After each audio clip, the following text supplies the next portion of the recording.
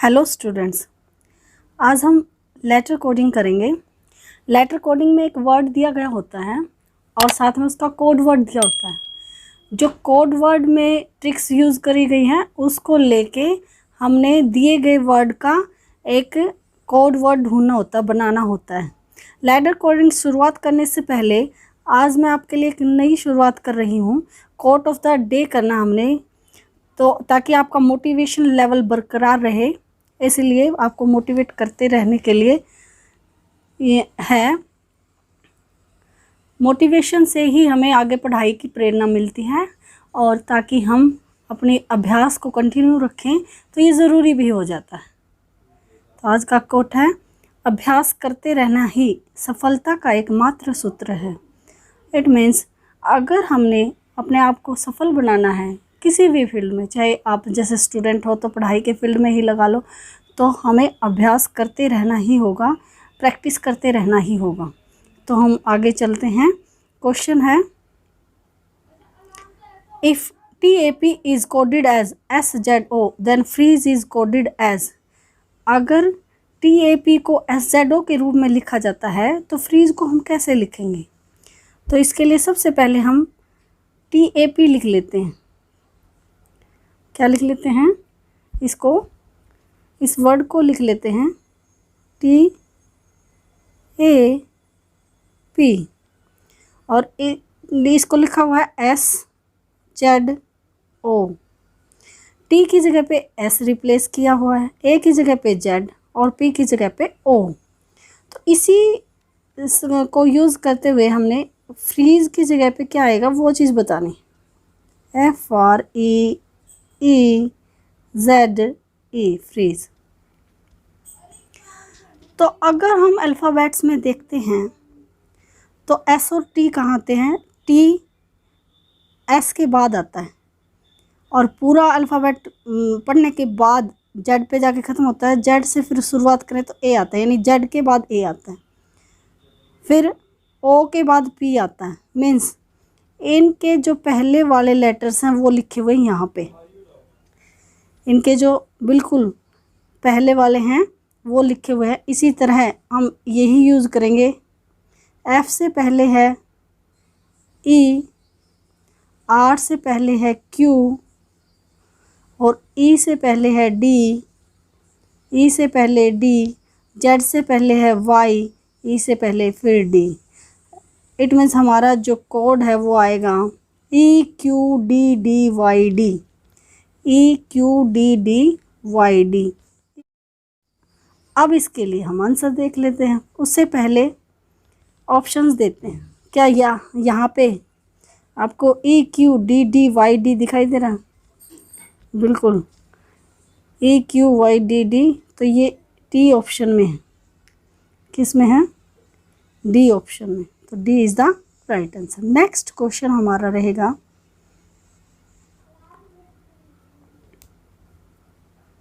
ये भी कोडिंग का ही क्वेश्चन है। If certain is coded as XWIGZRM, how can MUDANE, mundane कह सकते हैं आप इसको, how can mundane be coded? It means अगर certain को इस तरह से लिखा जाता है तो मुंडेन को कैसे लिखेंगे? उसी तरह सबसे पहला स्टेप क्या होगा हमारा, ये लिख लेते हैं हम यहाँ पे CER देन M। बिल्कुल ध्यान से देखो इसको, और अल्फ़ाबेट्स में भी आप देख सकते हो C कौन से नंबर पे आता है? C आता है तीसरे नंबर पे। अगर हम शुरू से देखें तो ABC,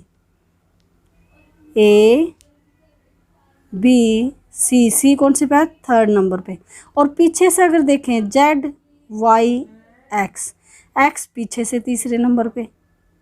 इट मीन्स ये अगर आगे से काउंट करना है तो ये पीछे से काउंट करना है। उसी तरह E देखिए, E ABCDE, और Z पीछे से अगर काउंट करते हैं ZYXVW, तो इसकी जगह पे आता है W। ऐसे ही आर आई। अब अल्फ़ाबेट्स में देख लेते हैं आर और आई कहाँ है।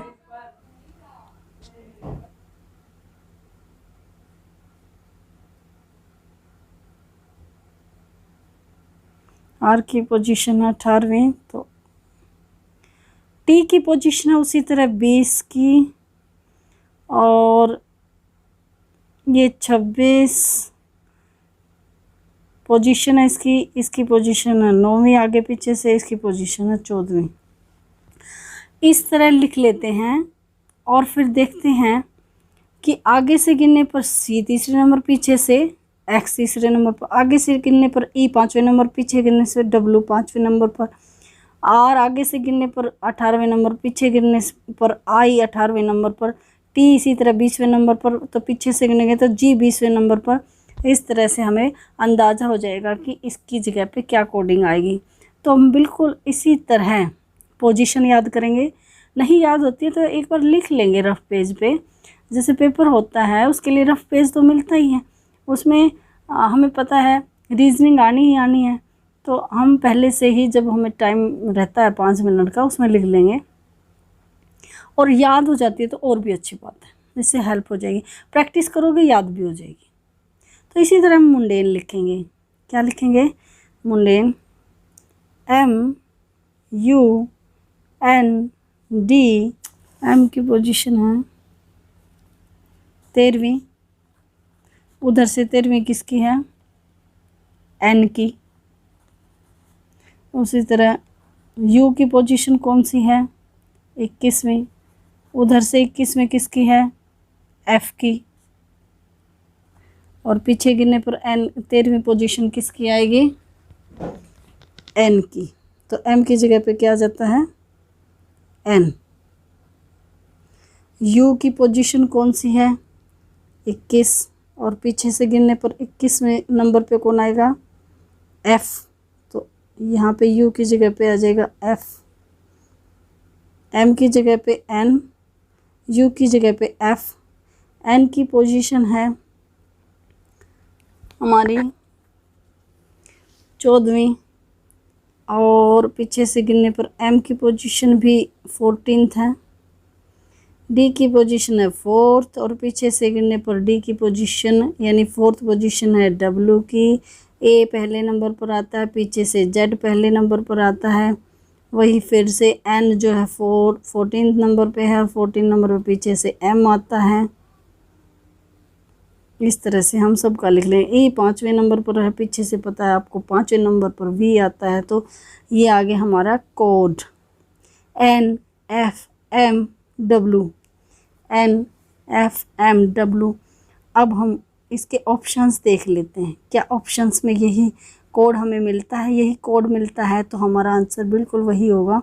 तो NFMW कहाँ है? बी में देखिए NFMW।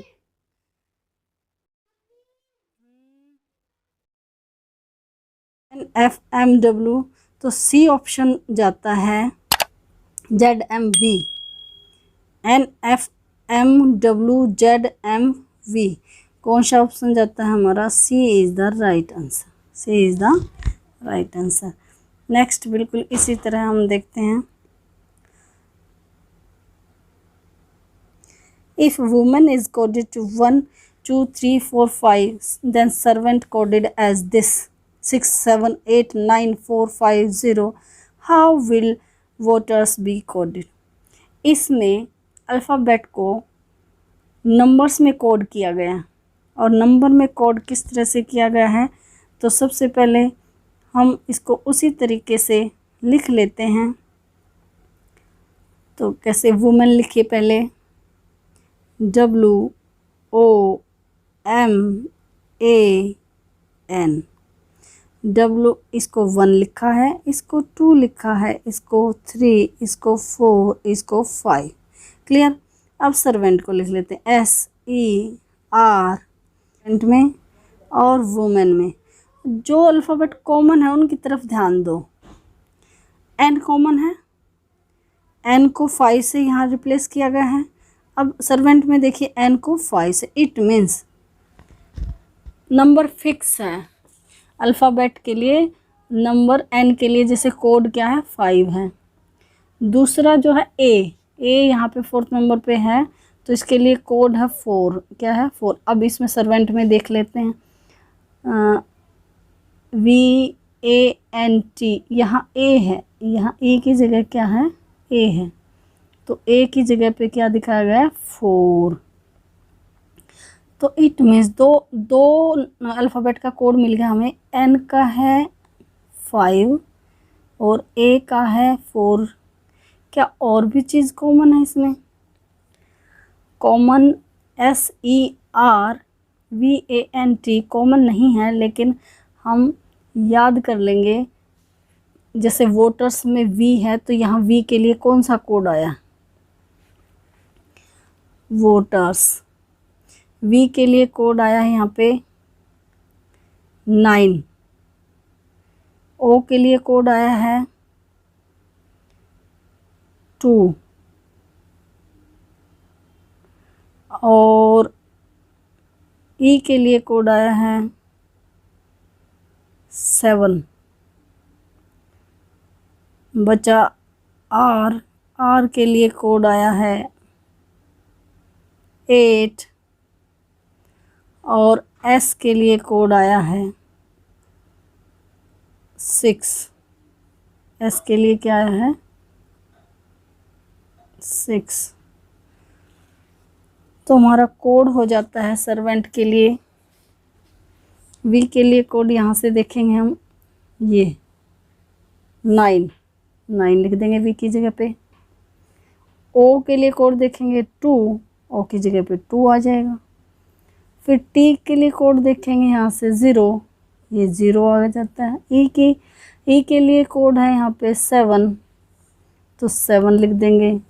बचा R के लिए है 8 और S के लिए है 6, तो कोड बन जाता है 920786। 920786 सबसे पहला ऑप्शन है, तो ये हमारा आंसर बनता है first. A is the right answer. A is the right answer.